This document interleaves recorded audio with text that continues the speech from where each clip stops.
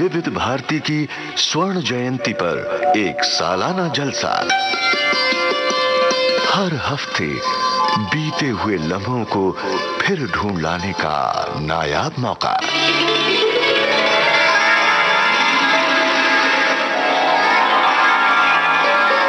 विशेष कार्यक्रम स्वर्ण स्मृति।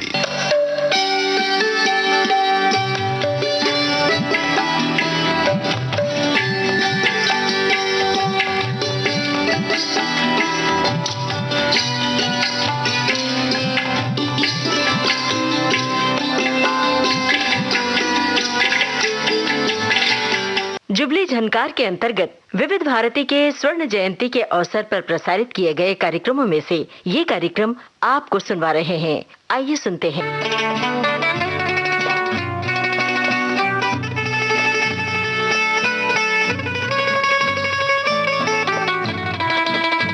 श्रोता मित्रों नमस्कार।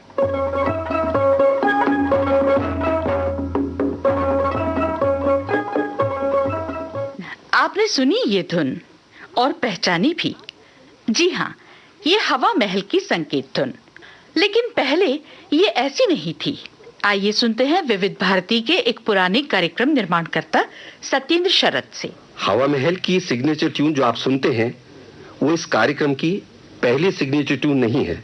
पहली ट्यून तो मैंने एक गुजराती गीत के आरंभिक अंश से ली थी।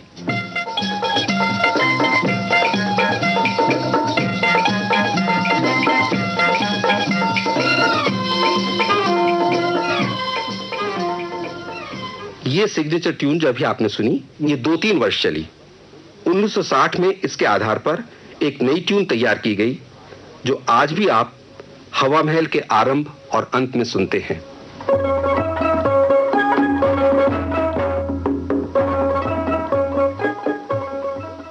श्री सत्येंद्र शरद से हमने टेलीफोन पर बातें की और हवा महल के बारे में और भी बहुत कुछ जाना। हवा महल की स्पोकन वर्ड की तो बहुत ज्यादा कार्यक्रम में दिक्कत इसलिए होती थी कि पहले जो इस कार्यक्रम का नाम रत्नाकर रखा गया था। हाँ। हवा महल नहीं था 3 अक्टूबर को। हाँ। 20 अक्टूबर को हवा महल कार्यक्रम रखा गया और उसकी अवधि रखी गई 20 मिनट। तो पहला हवा महल जो हुआ है 20 अक्टूबर को उसका नाम हवा महल रखा गया। नहीं, 20 अक्टूबर को कार्यक्रम शुरू किया गया, रत्नाकर अलग किया गया और हवा महल नाम से जो कार्यक्रम था वो 20 अक्टूबर 1957 को आरंभ हुआ। और प्रारंभ में उसकी अवधि थी 20 मिनट जिसमें 15 मिनट का नाटक होता था और 5 मिनट की एक छोटी वार्ता होती थी। तो रत्नाकर कार्यक्रम कितने दिनों तक चला? रत्नाकर कार्यक्रम तो निरंतर चलता ही रहा। उसका फिर उसका जो कंसेप्ट था वो बदल दिया गया। उसमें रत्नाकर में फिर छोटी कथाएं, लघु कथाएं, लोक कथाएं और लोकगीत, मुहावरे, ये सब चीजें उसमें रहती जी। मैं समझी, मतलब रत्नाकर कार्यक्रम से हवा महल को अलग कर दिया गया। जी ऐसा किया। हाँ। तो हवा महल का जो असली जन्म है वो 20 अक्टूबर 1957 है।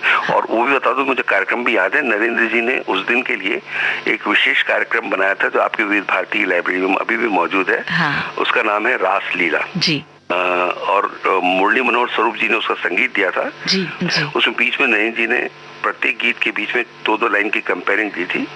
सुधा मल्होत्रा जी ने और कुछ पुरुष स्वरों ने और कोरस और कुछ अकेले गीत गाए थे। सत्येंद्र जी, मुझे एक बात बताइए, जब आपने पहले कहा कि ये कार्यक्रम या तो 15 मिनट के या 30 मिनट के होते थे, तो हवा महल के लिए 20 मिनट कैसे दिए गए? वो कुछ लगा कि रत्नाकर में, मतलब इसे कहते हैं, अगर हम और भी सामग्री जो हमारे पास थी जो हम समझ नहीं पा रहे थे कि इसे कहाँ कैटेगराइज करें, तो नरेंद्र जी ने कहा चाहिए हम रत्नाकर में करते हैं। और ये हवा महल में जैसे जयपुर का हवा महल है कि जहाँ चारों दिशाओं से हवाएं आती हैं, तो इस प्रकार से इसको एक हवा महल कार्यक्रम बनाते हैं कि हमारे पास जितने भी हिंदी भाषी केंद्र हैं उनसे जितने भी नाटक, नाटिकाएं, हास्य नाटिकाएं आती हैं उनका उसमें इस्तेमाल करें।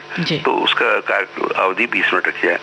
मैंने बहुत विरोध किया था, मैंने कहा कि ये कार्यक्रम में 5 मिनट के 3.5 मिनट की कोई चीज डालनी मुश्किल हो जाएगी। लेकिन ये था कि यहाँ कई छोटे छोटे केंद्र थे जो जिनमें एक बड़ा केंद्र दिल्ली भी था कि ये एक झलकियां नाम का प्रोग्राम करते थे। तो झलकी में हास्य नाटिका नहीं होती थी। झलकी का मतलब ये कि एक जोक को एक्सपेंड करके आपने 2-2.5 मिनट का बना दिया, है ना। एक लड़का और लड़की बस स्टॉप पे मिलते हैं, वो झलकी है। हाँ। तो हाँ, और वो लड़का जैसे परिचय बनाने की कोशिश करता है और कहता है आपको याद नहीं हम वहाँ मिले थे, अमुक जगह मिले मिले थे, अमुक से मिले थे, और लड़की को लगता है कि हाँ ठीक है, लेकिन हाँ हाँ मुझे याद आ गया, अरे हाँ हाँ अब बिल्कुल याद आ गया, अच्छा सुनिए वो जो फिर उस दिन आपने मेरा हार लिया था ना, कौन सा हार, उस दिन जो मेरा हार टूट गया था गले से, आपने कहा मैं इसको ठीक करा के दे दूंगा, तो वो हार आपने ठीक करा लिया कि नहीं करा लिया? तो कहते कौन सा हार? दीजिए, अभी तो आप कह रहे थे कि हम लोग परसों क्लब में मिले थे, हम लोगों ने साथ साथ बातें की थी, तो जब वो भागते तो लोगों का कह बीच से रिकॉर्डेड लगा दिया जाता था, वो झलकी बन जाती थी।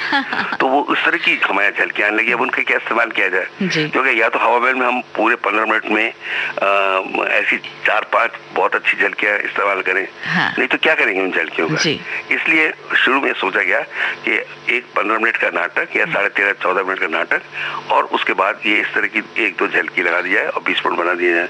20 मिनट बनता भी नहीं था वो, 19 मिनट बन जाता था। हाँ, तब तक मतलब मुझे ये पूछना था कि विधा के रूप में रेडियो नाटक एस्टेब्लिश हो चुका था। और क्या बात नहीं आप रेडियो नाटक देखिए, अगर आप ब्रॉडकास्टिंग का इतिहास कभी जानने या पढ़ने की कोशिश करें जी, तो आपको मालूम होगा कि रेडियो नाटक ही एक पहला ऐसा कार्यक्रम है जो रेडियो के द्वारा ही पैदा हुआ है, उससे पहले पैदा ही नहीं हुआ था। नहीं हुआ था, सही बात, क्योंकि मंच नाटक था, बिल्कुल फिल्म नाटक थे, महाराष्ट्र में संगीत नाटक थे जी, परंतु उन्हें केवल श्रव्य माध्यम के द्वारा ही लोगों तक पहुंचाया जा सकता है, बिना सेट सीनरी प्रकाश व्यवस्था किए हुए जी, केवल आवाज के और उपयुक्त साउंड इफेक्ट्स की मदद से उन्हें श्रोताओं तक पहुंचाया जा सकता है, और श्रोता उतना ही रस ले सकते हैं जितना दर्शक उसको देख के लेते हैं। हाँ। तो रेडियो नाटक जो था वो रेडियो का अपना, अगर जैसे कहते हैं रेडियो का अपना, क्योंकि न्यूज पहले भी थी, अपनी पहचान बनी वो। तो ये जो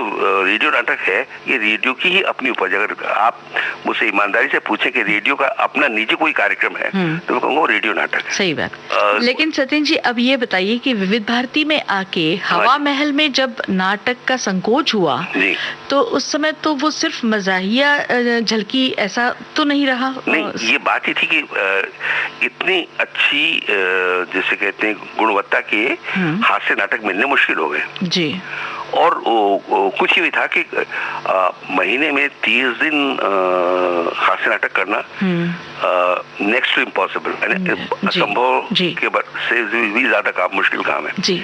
और हमने ये कार्यक्रम या ये मन में निश्चित कर लिया था कि हम सब स्टैंडर्ड नाटक नहीं करेंगे, और रिपीट करने की संख्या भी इसलिए क्योंकि जो जोक जिसके आधार पर नाटक चलता था, अगर वो जोक पहले ही पता चल जाए लोगों को कि ओहो ये तो मोतियों की माला इसकी नहीं थी इसकी थी, तो फिर वो नाटक सुनने में आनंद नहीं आता था, तो पता था कि अंत में यही होने वाला है। हाँ, है? हाँ। तो इसलिए ये तय किया गया कि ये हम इतर जो विषय हैं जो जिनका हास्य संबंध नहीं है, लेकिन जो मानवीय भावनाओं पे, संवेदनाओं पे, आकांक्षाओं पे आधारित हो, मानवीय सफलताओं असफलताओं की कहानी कहते हो, लेकिन जो श्रोताओं के मन को कहीं छूते हो, हम उन उपन्यासों के नाट्य रूपांतर भी तैयार करेंगे। तो और उसमें ये भी था कि पहले हमने सोचा कि संस्कृत के भी नाटक करें, तो हमने मंच नाटक करने के अतिरिक्त हमने ये मुझे अच्छी तरह याद है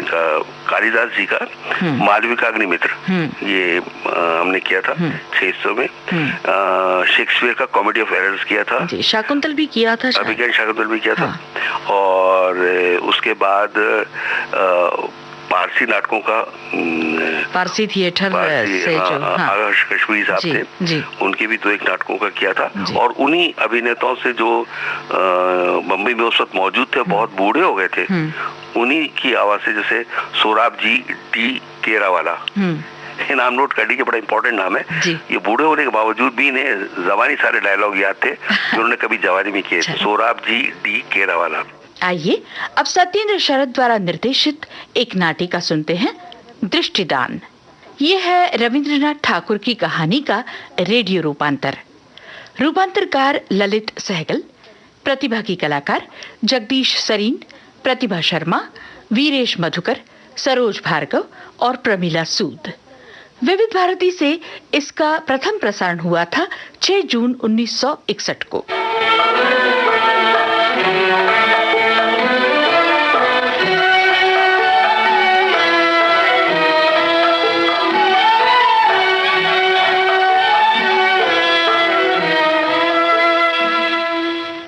अब आंखें कैसी मालूम होती हैं? अच्छी ही है। फायदा है? अच्छा, मुंह पर करो, आंखों में दवा डाल दूं। भला ये तुम क्या कर रहे हो अविनाश? कुमुद को अंधी कर डालोगे क्या? तुम किसी अच्छे डॉक्टर को क्यों नहीं दिखाते? अच्छा डॉक्टर आकर नया इलाज क्या करेगा? आँख की सब दवाएं तो मुझे मालूम ही हैं। तब तो तुम में और तुम्हारे कॉलेज के बड़े साहब में कोई फर्क ही नहीं। तुम कानून पढ़ रहे हो, डॉक्टरी क्या जानो? भैया, जब आपने मुझे दान ही कर दिया है तो फिर आप इन सब बातों में क्यों पड़ रहे हैं? मेरी बीमारी और मेरा स्वास्थ्य, मेरा सुख दुख, सब कुछ मेरे पति का ही तो है। अच्छा ये बात है, तो तुम जानो और तुम्हारा भाग्य। मुझसे आइंदा कुछ ना कहना। बहुत दर्द हो रहा है, आंखों से धुंधला दिख रहा है।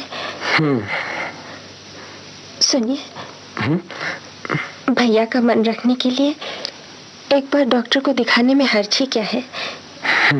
भैया नाराज हो गए हैं, इससे मेरा जी भीतर ही भीतर दुख पा रहा है। इलाज तो तुम ही करोगे, फिर भी डॉक्टर का रहना अच्छा है। मैंने पूछा था, आंखों में नश्तर लगवाना पड़ेगा। ये तो तुम खुद भी जानते थे कि नश्तर लगवाना पड़ेगा, लेकिन तुमने मुझसे छुपा रखा था। क्या तुम ये समझते हो कि मैं नश्तर से डरती हूँ? पुरुषों में भी ऐसे कितने बहादुर निकलेंगे जो नश्तर लगने की बात सुनकर डर न जाए। कुमुद। ओह भैया। तुम भैया से बात करो, मैं अभी आया। ये क्या हाल बना लिया है तुमने कुमुद? भैया, आप जो डॉक्टर लाए थे उनकी दवा से मेरी आंखें कुछ कुछ अच्छी हो रही थी, पर एक दिन भूल से खाने की दवा आंखों में लग जाने से ये हालत हो गई है। डॉक्टर कहते हैं आंखों में नश्तर लगवाना पड़ेगा। मैं समझता था कि अभी तक तेरे पति का ही इलाज चल रहा है। इसी से मुझे और भी गुस्सा आ गया था और मैं इतने दिनों तक इधर नहीं आया। नहीं तो भैया, मैं चोरी चोरी उसी डॉक्टर की दवा ले रही थी। कहीं वे नाराज न हो जाए, इस डर से उनसे मैंने कहा नहीं। हाँ, तब ठीक है।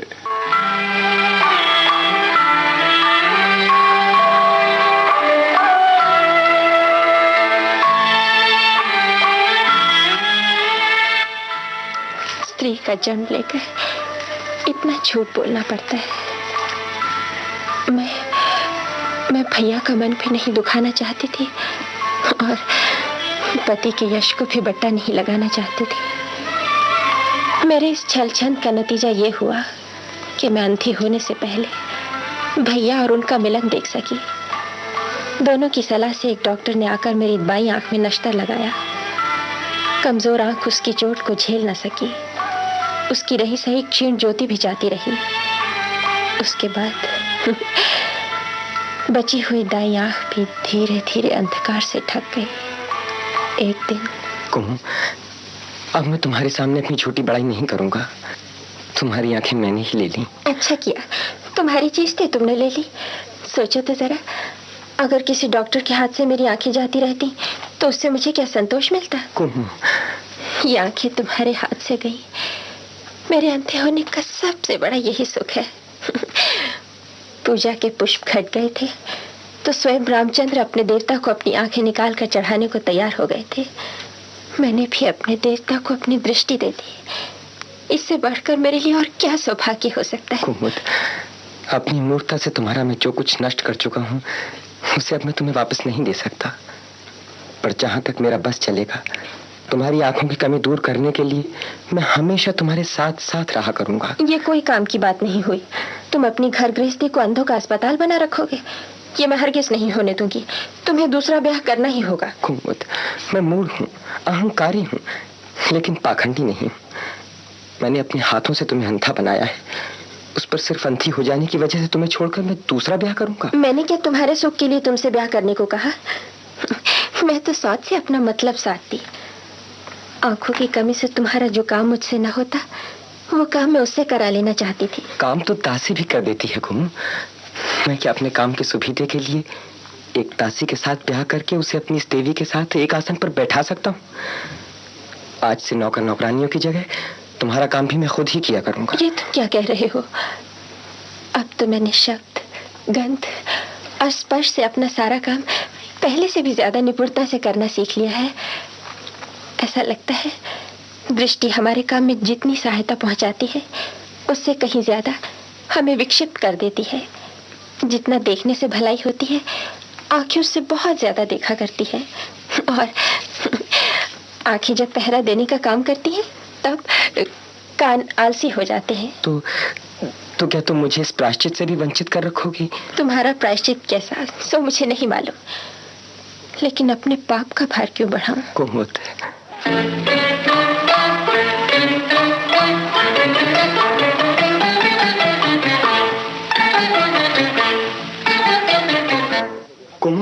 कुमु मैं डॉक्टर हो गया। अब हम कलकत्ता छोड़कर अपने गांव हाशिमपुर में चलकर रहेंगे। वहीं मैं प्रैक्टिस शुरू करूंगा। वर्षों से मैं ये स्वप्न देख रहा था, आज ये पूरा हुआ।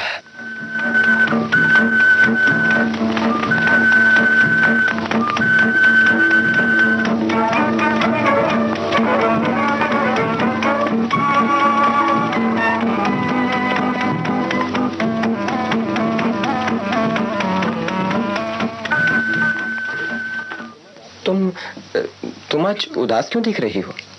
कितने ही दिनों से तुमसे कहना चाहती हूँ, पर कहते कहते क्या कहना है सो भूल जाती हूँ। मालूम नहीं अपने मन की बात मैं ठीक तौर से समझा भी सकूंगी या नहीं, लेकिन तुम चाहो तो अपने मन में जरूर समझ सकते हो। हम दोनों ने जिस तरह एक होकर जीवन आरंभ किया था, आज वो कुछ और ही तरह का हो गया है। तुम तो बेकार की बात ले बैठी। बड़े मजे से तो कट रहे हैं दिन। नहीं, जब से डॉक्टरी में तुम्हारा नाम होने लगा है, प्रतिष्ठा बढ़ने लगी है और साथ ही कुछ रुपया भी इकट्ठा होने लगा है, तुम्हें दिनों दिन एक जड़ता आती जा रही है। मैं समझा नहीं। याद है तुम कहा करते थे, केवल आजीविका के लिए डॉक्टरी नहीं सीख रहा, बल्कि इससे गरीबों का उपकार भी किया जा सकता है। जो डॉक्टर गरीब मरीजों के दरवाजे पर बिना पेश की फीस लिए नाड़ी नहीं देखते, उनका जिक्र करते हुए तुम घृणा से भर उठते थे। और आज परिवर्तन ही तो संसार का नियम है कुमु। रुपया, पैसा, रूप, यौवन सभी का परिवर्तन होता है, लेकिन क्या संसार में कोई नित्य वस्तु है ही नहीं? दूसरी स्त्रियां तो सचमुच के अभाव को रोती हैं। किसी का पति कमाई नहीं करता तो किसी का प्रेम नहीं करता। और एक तुम हो जो आसमान से दुख ढूंढ लाती हो। मैं अन्य स्त्रियों की तरह नहीं हूँ, मुझे तुम नहीं समझोगे। अंधापन मेरी आंखों में सच्चाई का अंजन लगाकर मुझे इस परिवर्तनशील संसार से बाहर ले गया है। अरे अविनाश, अरे बहू। कौन? बुआ जी। नमस्ते बुआ जी। जीते रहो बेटा, जीते रहो। देश से कब आना हुआ? अरे बस चली ही आ रही हूँ। प्रणाम करती हूँ बुआ जी। सौभाग्यवती हो बहू, तुम तो अपने भाग्य से अंधी हो गई। अब हमारा अविनाश अंधी स्त्री को लेकर घर गृहस्थी कैसे चलाए? इसका दूसरा ब्याह करा दो ना। तुम तो बुआ जी बेसिर पैर की बातें किया करती हो। क्यों, बेजा क्या कह रही हूँ मैं? अच्छा बहू, तुम ही बताओ, इसमें बुरा क्या कहा मैंने? बुआ जी, खूब अच्छे आदमी से तुम सलाह लेने बैठी। जिसकी गांठ काटी जाएगी उसी से राय पूछी जाती है कहीं? हाँ, बात तो ठीक है।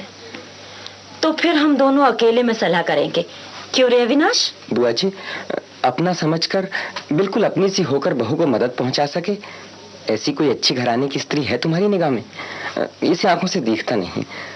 इसकी साथिन बनकर हमेशा इसके पास कोई रहे तो मैं निश्चिंत हो जाऊं। अरे बहुत सी हैं ऐसी लड़कियां, इनकी क्या कमी है?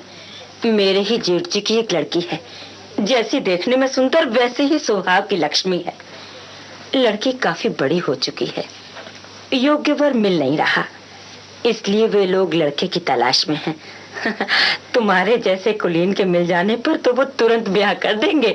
ब्याह के लिए कौन कह रहा है? लो और सुन लो, ब्याह किए बिना ही क्या भले घर की लड़की तुम्हारे घर में यूं आकर पड़ी रहेगी? भगवान मेरे पति की रक्षा करो।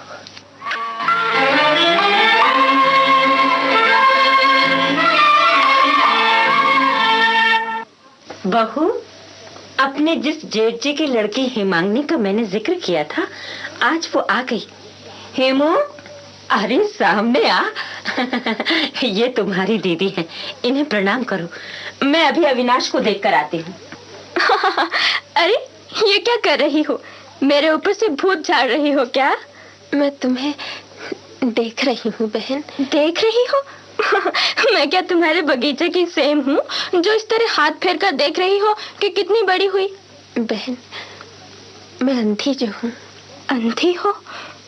ओह, शायद इसीलिए चाची को यहाँ बुलाया है। नहीं, मैंने नहीं बुलाया, तुम्हारी चाची अपने आप ही आई। क्या कहने, तब तो मालूम होता है दयामयी जल्दी टलने वाली नहीं। पर बाबूजी ने मुझे क्यों भेजा? हेमू, क्या कर रही है तू? चाची, देश कब चलोगी? बाहरी लड़की, आते देर न हुई, जाने की पड़ गई तुझे। ऐसी चंचल लड़की तो मैंने कहीं नहीं देखी। चाची, तुम तो यहाँ से जल्दी जाती दिखाई नहीं देती। खैर, तुम्हारा तो ये घर ही ठहरा, जितने दिन चाहो रहो, पर मैं तो जाऊंगी। पहले से ही तुम्हें कह देती हूँ। क्यों बहन, ठीक है ना? तुम लोग तो मेरे सगे नहीं हो। हेमू, चल, तेरे नहाने का वक्त हो गया। हम दोनों घाट पर जाकर नहाएंगे। क्यों बहन? हाँ हाँ, जरूर। अच्छा भाई, जो तुम्हारे जी में आए करो, मैं तो जाती हूँ। तुम्हारे कोई लड़का वाला क्यों नहीं हुआ? मैं कैसे कह सकती हूँ क्यों नहीं हुआ? भगवान ने नहीं दिया। तुमने जरूर पहले जन्म में कोई पाप किया होगा। ये भी अंतर्यामी जानते होंगे। देखो ना चाची को, मन की बहुत काली है ना, इसीलिए उनको कोई संतान नहीं होती। तुम ही जानो। अरे वाह रे, मेरी बातें सुनकर भी तुम गहरी सांस लेती हो। मेरी बात पर भला कोई ध्यान देता है? हेमू, मेरा पानदान तो जरा दे जा। जाओ बहन। अच्छा, अभी आती हूँ। आई चाची, आई।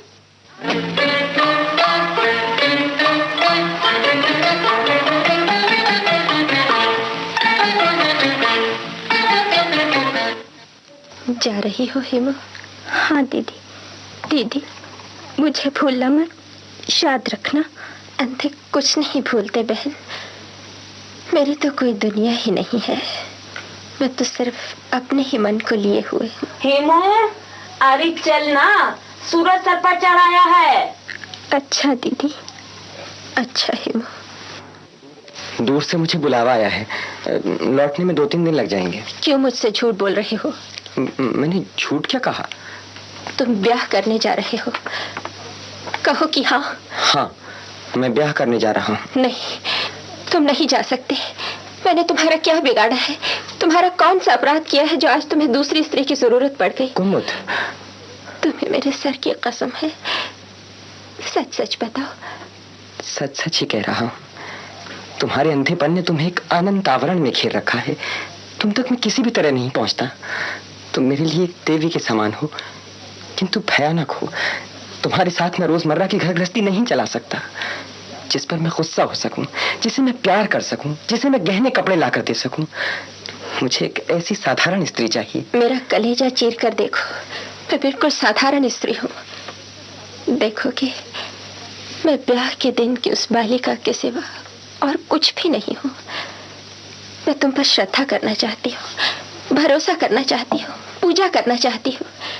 तुम अपना अपमान करके, मुझे दुख देकर मुझे अपने से बड़ा मत बनाओ। मुझे हमेशा अपने चरणों के नीचे रखो। हाँ? चले गए भगवान, मेरे भाग्य में जैसा लिखा है सो होगा। मगर मेरे स्वामी को तुम इस महापातक से बचाओ, उनकी रक्षा करो प्रभु।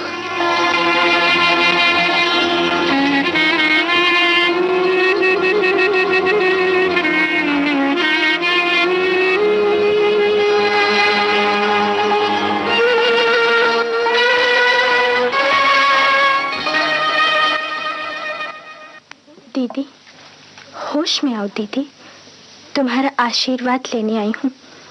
तुम्हें आशीर्वाद दूंगी हेमू। तुम्हारा क्या कसूर? कसूर? तुम खुद ब्याह करो तो कसूर नहीं, और मैं करूँ तो कसूर है। तुम चिर सौभाग्यवती रहो, चिर सुखी रहो। आज केवल आशीर्वाद देकर छुटकारा न पा सकोगी दीदी। अपनी बहन और बहनोई को भी तुम्हें अपने हाथों से वरण करना होगा। दीदी, अगर आज्ञा हो तो मैं उन्हें भीतर ले आऊं? नहीं नहीं दीदी, कुछ नहीं हेमू, कुछ नहीं। ले आओ उन्हें, ले आओ। कहो कुमु, कैसी हो? भैया। भैया कैसे? कान ऐंठ दो इनके। अब ये तुम्हारे भैया नहीं, छोटे बहनोई हैं। कुमु, आप? हाँ, मैं। तुम्हारे भैया ने मुझे बचा लिया कुमु। इन्हीं 2 दिनों में मैं अच्छी तरह समझ गया हूँ कि तुम्हारे बिना मुझे सुख नहीं, तुम्हारे सिवा मेरे लिए और कहीं शांति नहीं। कुहू,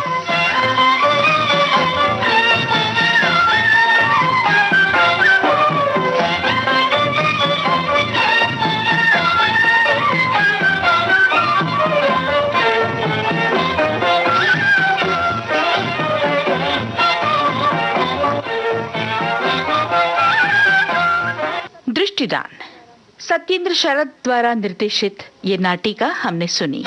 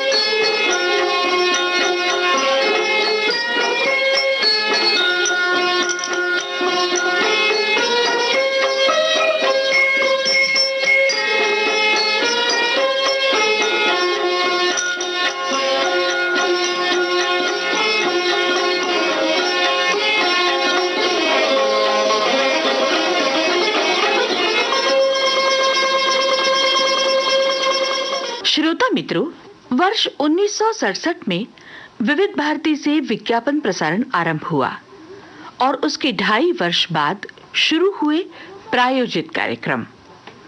श्रोताओं ने विविध भारती की विज्ञापन प्रसारण सेवा को बहुत पसंद किया, सराहा और सराखों पे उठा लिया।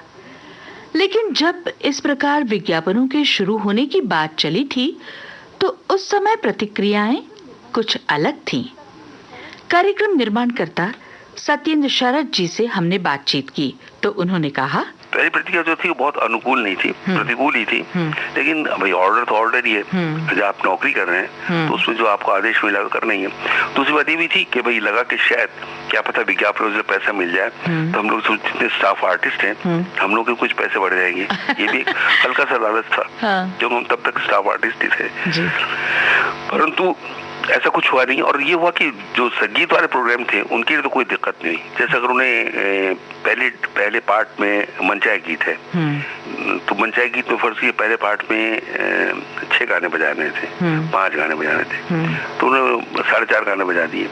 दूसरे पार्ट में उन्होंने क्रॉसफेड न करके, क्रॉसफेड के उन्होंने मना कर दिया था। हाँ, ये मैं बताना भूल गया, ये भाई बड़ी सख्त हिदायत हो गई थी क्रॉसफेड न किए जाए गाने। तो एक हमारी कला थी विविध भारती की या रेडियो की कला कि हम लोग क्रॉसफेड करते थे गानों से गाना, वो बंद करवा दिया गया इसलिए कि कहीं बीच में उन्हें विज्ञापन अगर डालना पड़े तो क्या करेंगे। अच्छा। तो इसलिए क्रॉसफेड करना बंद हो गया। अब ये कि पहले पार्ट में गाना वहीं समाप्त होना चाहिए और दूसरे पार्ट में निकाल लिए उसमें 5 की जगह 4.5 गाने बच जाते थे, कोई परवाह नहीं करता था।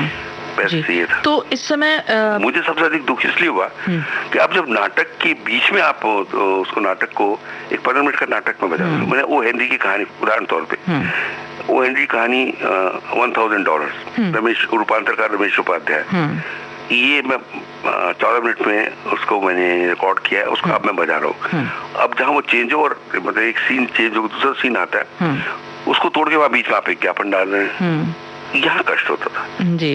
हमारा कार्यक्रम जो है टूट रहा है जी जी।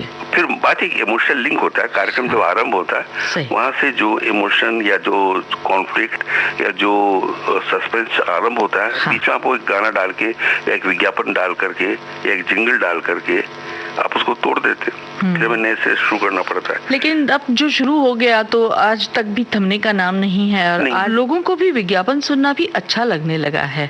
नहीं, ये तो आप मानेंगे ना कि इनके जो शुरू के विज्ञापन थे जितने, तो तब तक तो जितने विज्ञापन आते थे बम्बई से आते थे और उनकी क्वालिटी बहुत अच्छी होती थी। चाहे वो प्रेशर कुकर के हो, चाहे ये मच्छर मारने की दवाई के होते थे, ये बहुत अच्छी आवाज है।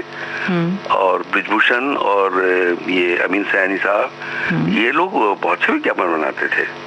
और एक वो थे बाल गोविंद श्रीवास्तव जी, बहुत अच्छे जिंगल विज्ञापन ये लोग बनाया करते थे।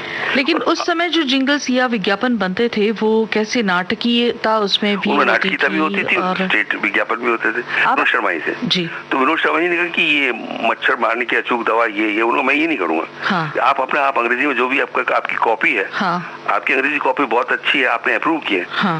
यही बात मुझे हिंदी में कहने दीजिए। उनका आप करके बताइए। हाँ। मैं इसे 2 आवाजों में करता हूँ। हाँ। तो यही था कि वो एक आदमी ताली पीट रहा है, तो पत्नी झल्लाती हुई आती है माइक्रोफोन पर, कहती है क्यों तालियां पीटने से कुछ नहीं होगा, मच्छर नहीं मरेंगे, जाइए फलान जाकर के अमुक चीज ले आइए। उन्होंने क्या नाम बताया तुमने? हाँ, फिर से बताना। नाम बताया, मैं अभी लाया। बस वो 35 सेकंड 34 सेकंड के अंदर हो गया, तो लोगों को आकर्षक लगने लग गया। हाँ। और ऐसा तो एक उदाहरण मुझे याद है, ऐसे कई उदाहरण थे जिनमें ये कि नाटकीयता आ गई और वो उनकी वजह से सुनने लगे। लोगों को लगा कि वही नाटक के बीच में एक छोटा सा नाटक और ये भी आ गया, और एक जैसे मतलब गेयता भी थी उसमें, और जैसे निर्मा वाला था। हाँ। है ना, ये विनोद शर्मा जी का लिखा था और उन्होंने ही मतलब इसे कहते हैं गा करके वो किया था जी। है हाँ, हाँ। उनकी सफाई निर्मा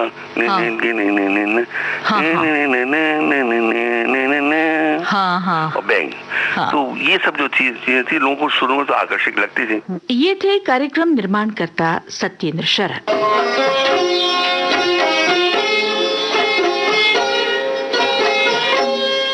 श्रोता मित्रों, नाम विविध भारती है, नाम विविध भारती है, मनोरंजन रथ की सारथी है, गीतों का गुंजारव है, बात बात में सौरव है, झलकी नाटक हंसी ठिठोली, संगीत सरिता अभिनव है, स्वर्ण वातायन से ये निहारती है, नाम विविध भारती है, मनोरंजन रथ की सारथी है विचारों का मंथन भी, है विचारों का मंथन भी और प्रातः चिंतन भी, श्रोता से संवाद निरंतर और अनूठा अनुबंधन भी, शहर गांव गली गली, शहर गांव गली गली ये पुकारती है, नाम विविध भारती है, मनोरंजन रथ की सारथी है।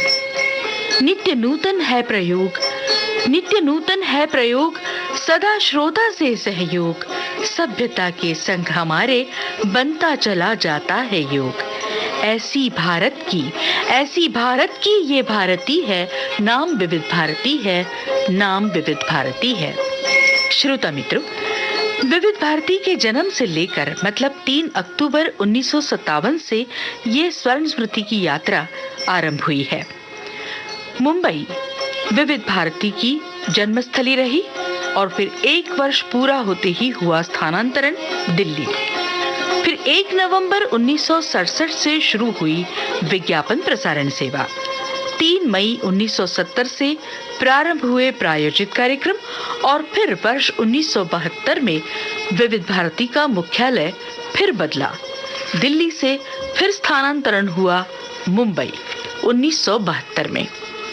कितने बदलाव, कितने जोड़ बटा, कितने तनाव, इस बीच कितना कुछ घटा, लेकिन विविध भारती अपने श्रोता को साथ लिए सतत चल रही है।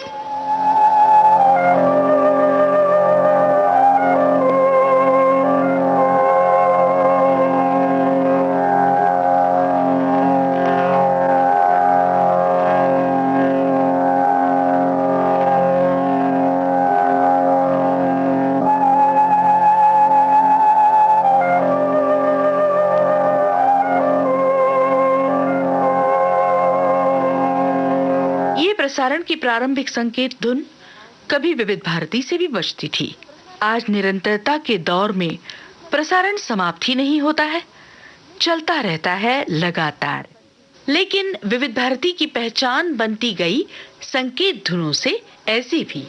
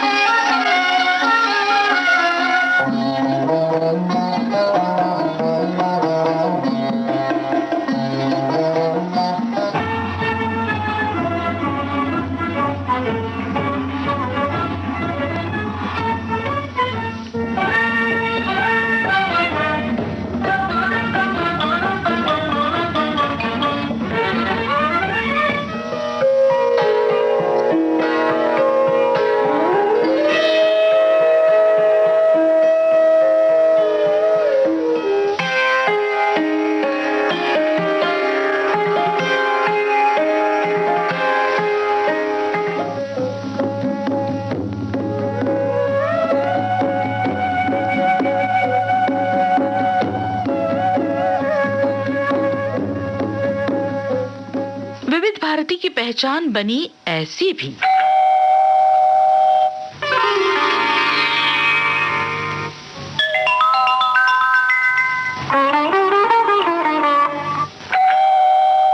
विज्ञापन प्रसारण सेवा विविध भारती की जिंदगी का दूसरा बड़ा मोड़ था।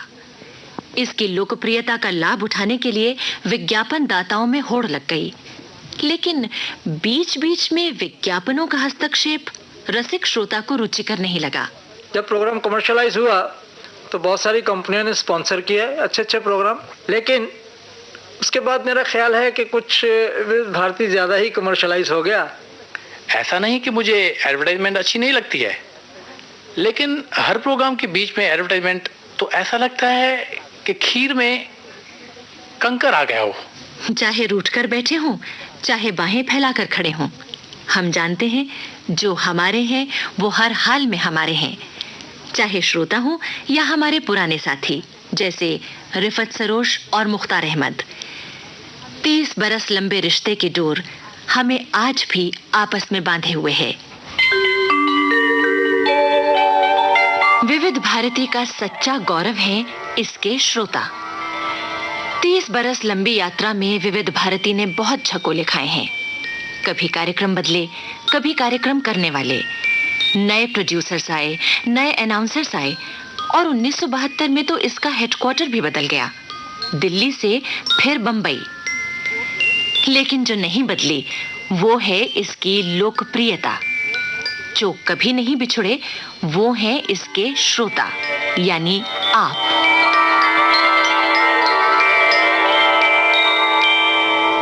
बरस पहले विविध भारती 2 शॉर्टवेव ट्रांसमीटरों के सहारे अंकुरित हुआ था और आज ये एक विशाल वटवृक्ष बनकर 36 ट्रांसमीटरों से एक साथ गूंज रहा है। आज विविध भारती के प्रोग्राम आप तक पहुंचाने के लिए हर रोज लगभग 2 लाख मीटर से भी ज्यादा टेप इस्तेमाल किया जाता है। आज इसके श्रोताओं की तादाद 30 करोड़ से भी ज्यादा है और बेशक आज विविध भारती संसार का सबसे बड़ा नेटवर्क ब्रॉडकास्ट है।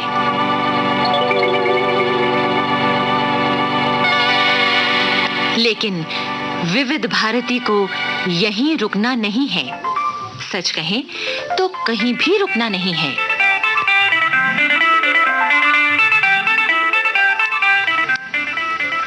बरस तक विविध भारती ने आपका दिल बहलाया, मनोरंजन के हाथों आपके थके तन मन को सहलाया, व्यापारियों को व्यापार बढ़ाने और आप तक माल की खबर पहुंचाने का काम किया। कहने को ये पंचरंगी प्रोग्राम है, मगर कितने रंग इसने आपको दिए सो कहने की बात नहीं। कहने की बात केवल ये है कि आने वाले बरसों में विविध भारती अपने रंग और निखारेगी, आपके जीवन आकाश को इंद्रधनुष के नित्य नए रंगों से संवारेगी। और ये केवल बात नहीं, हमारा वादा है।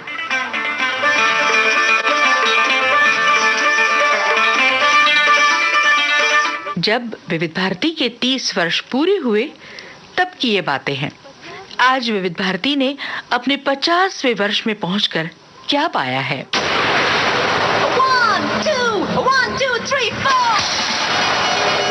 सावधान होकर ध्यान से सुनिए, क्योंकि अब जो तथ्य आप सुनने जा रहे हैं वो चौंकाने वाले मगर दिलचस्प हैं, अनोखे हैं और कुछ ऐसी बातें बयान कर रहे हैं जो शायद आप जानते ही ना हो या जानते हो पर मानते ना हो। जी हाँ, हम आपको बताने जा रहे हैं एक ऐसे रेडियो चैनल के बारे में जो पलक झपकते ही आपका कोई विचार, कोई प्रोडक्ट, कोई सेवा, कोई अपील, कोई संदेश, कोई सूचना देश के करोड़ों करोड़ खासो आम आदमी तक पल भर में पहुंचा सकता है।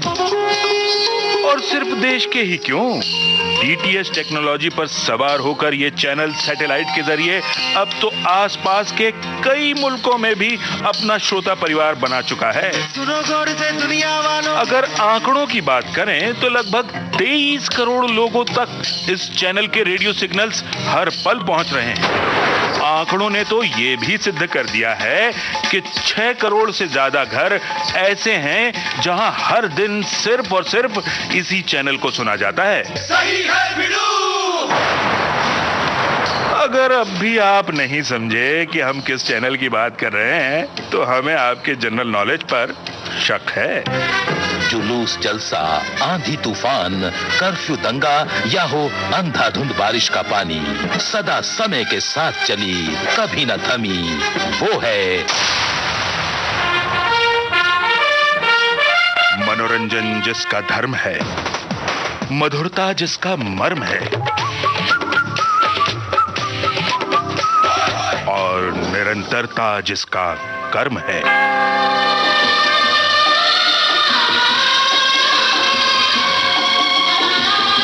आधी सदी से भी ज्यादा वक्त गुजरा, कुछ ध्वनियां हिंदुस्तान के घर घर में गूंज रही हैं।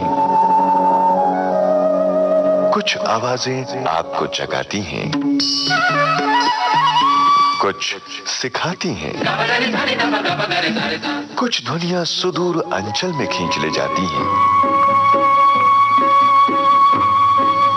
कुछ गुदगुदाती हैं।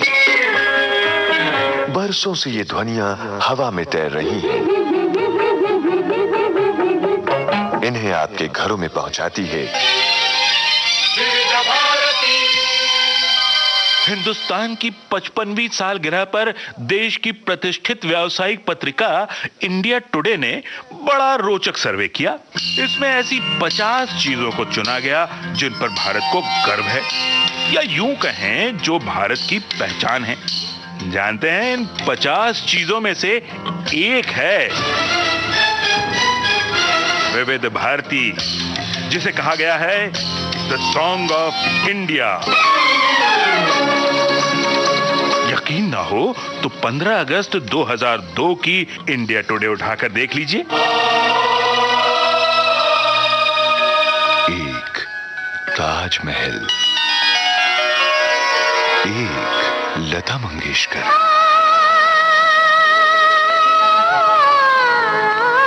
एक विविध भारती, देश की सुरीली धड़कन। पिछले 50 सालों से देश की सेवा में समर्पित है। देश की आम जनता को इंद्रधनुषीय मनोरंजन प्रदान करने के उद्देश्य से 3 अक्टूबर सन 1957 को शुरू की गई विविध भारती आज पूरे एशिया में नेशनल नेटवर्किंग का सबसे विशाल रेडियो चैनल है। देश भर में फैले हुए आज इसके 40 ऐसे केंद्र हैं जो प्रतिदिन 16 घंटे से ज्यादा निखालिस विविध भारती कार्यक्रमों का प्रसारण करते हैं। इनमें से 30 केंद्र ऐसे हैं जहां विविध भारती FM ट्रांसमीटर्स पर ब्रॉडकास्ट किया जाता है, यानी क्रिस्टल क्लियर वॉइस क्वालिटी।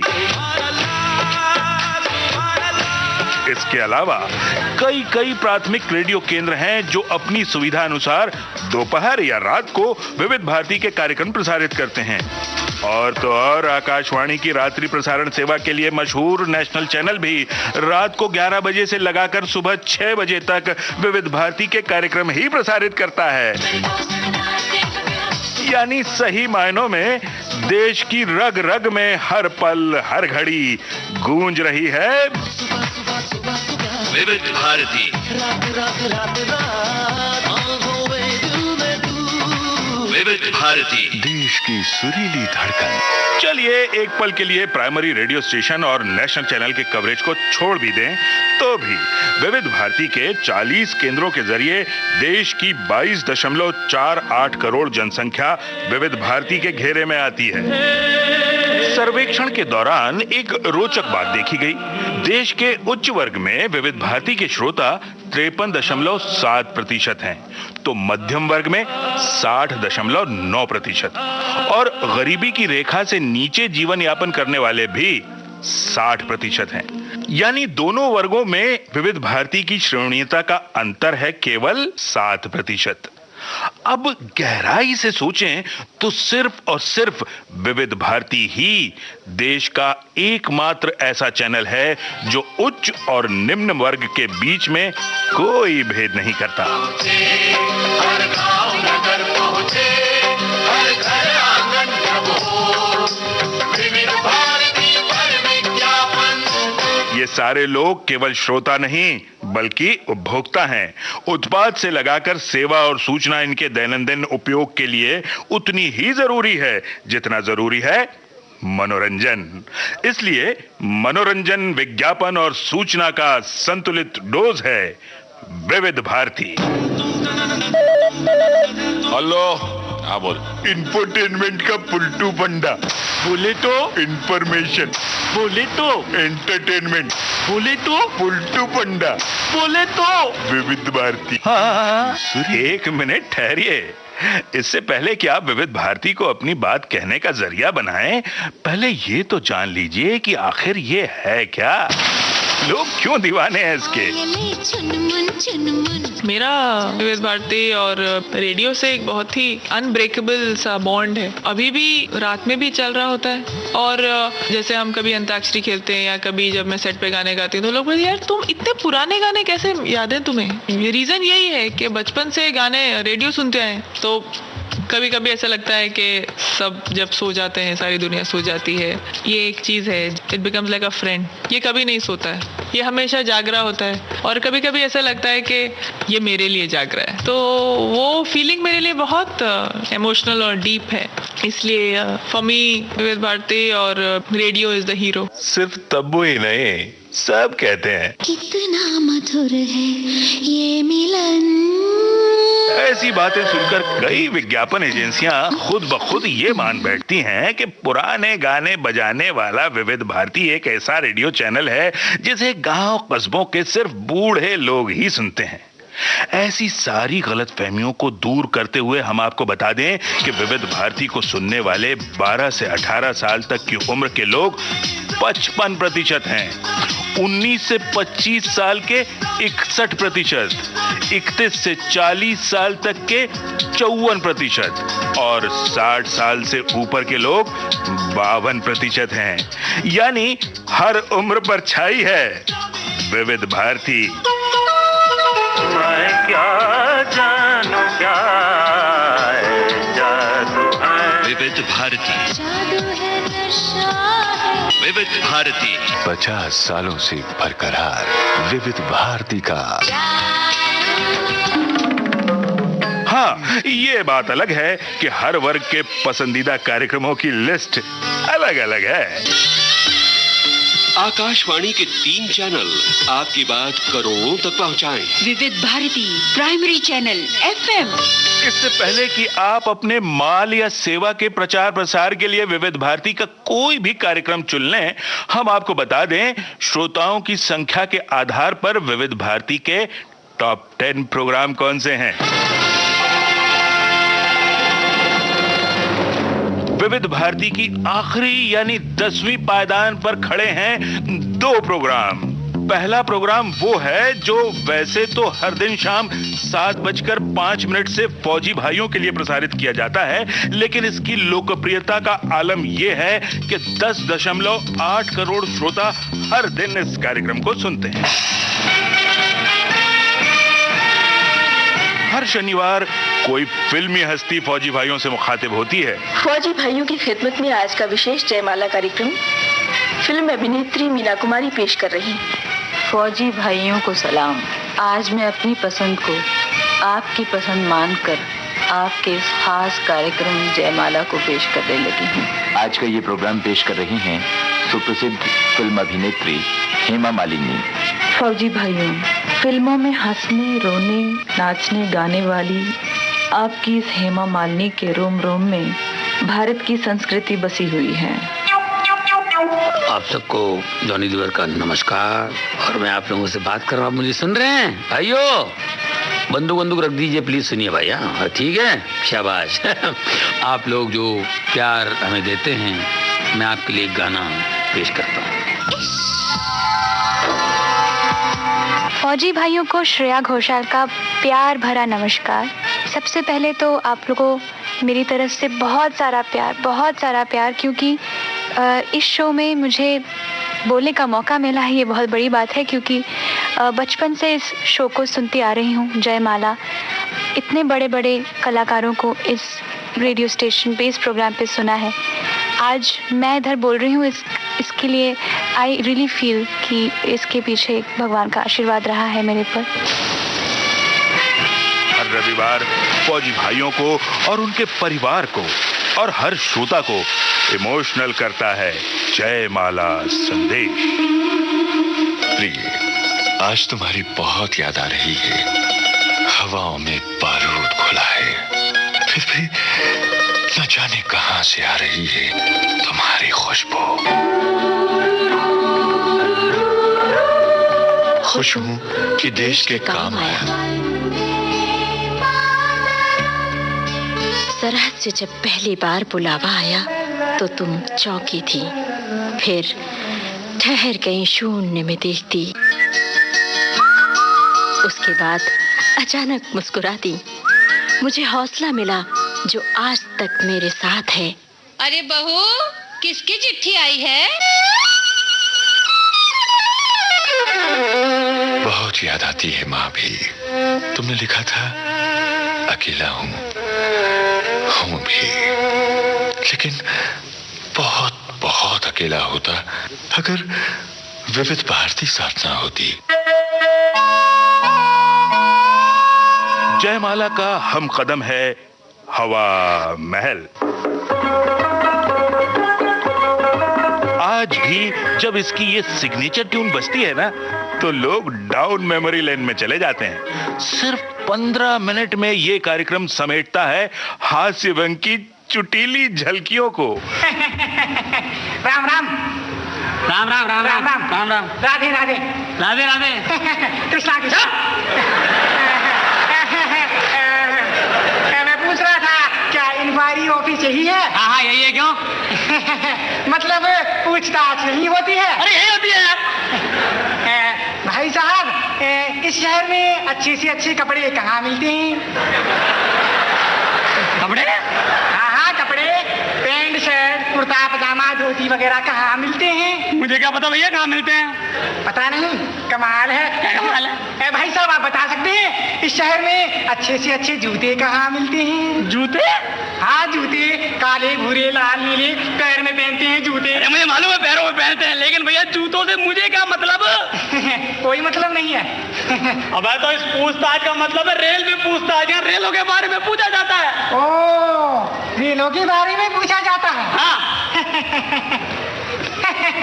भाई साहब ये रेल के डिब्बे कहाँ बनते हैं?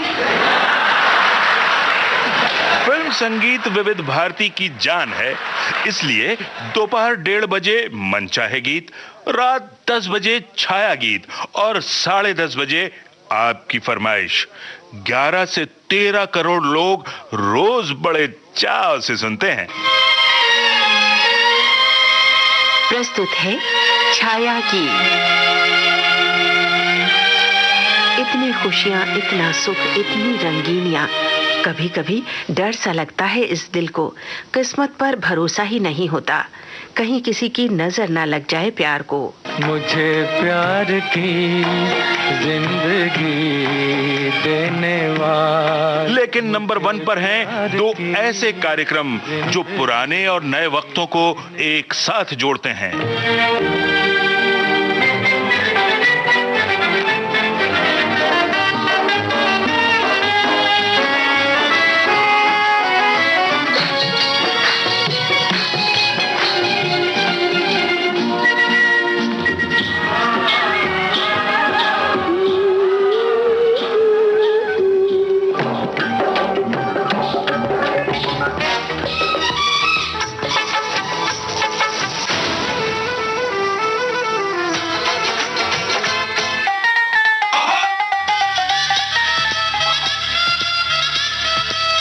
हर दौर का संगीत, सिर्फ विविध भारती पर।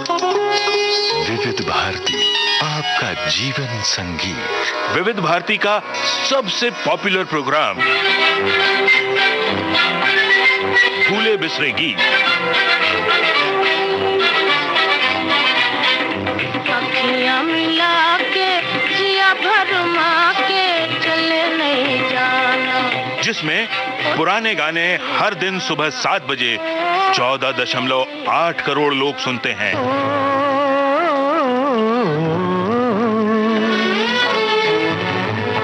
और इसके बाद सुबह 8:15 बजे 14.5 करोड़ श्रोता हर दिन सुनते हैं एकदम नए गानों से सजा चित्रलोक। आज भी सीजन्ड फिल्म प्रोड्यूसर्स अगर अपने फिल्म संगीत को रातों रात घर घर तक पहुंचाना चाहते हैं तो चुनते हैं इसी कार्यक्रम को।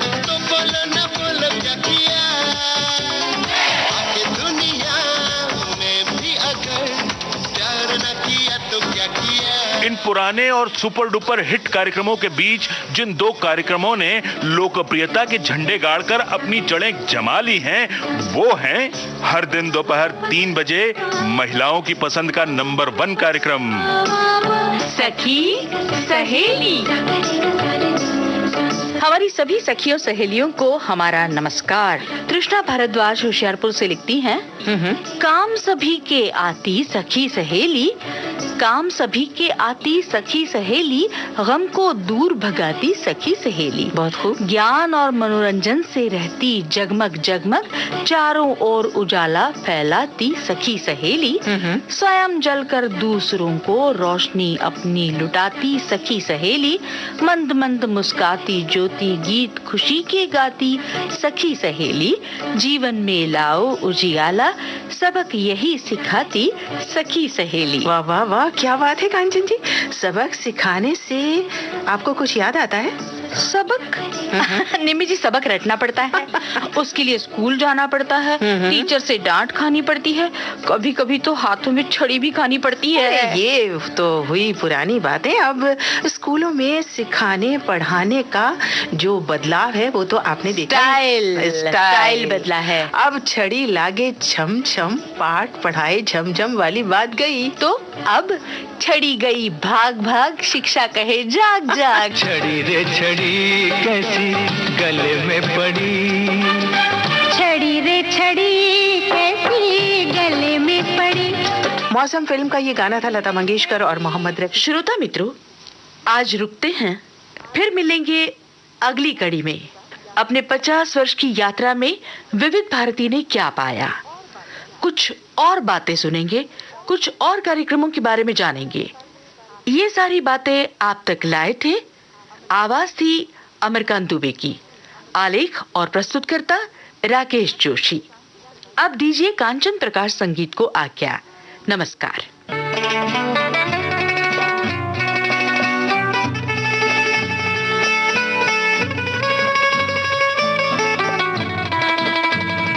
विविध भारती की स्वर्ण जयंती के उपलक्ष्य में इन दिनों आप सुन रहे हैं हमारा विशेष कार्यक्रम स्वर्ण स्मृति। प्रस्तुति कांचन प्रकाश संगीत। स्वर्ण स्मृतियों का ये सिलसिला आज यहीं तक।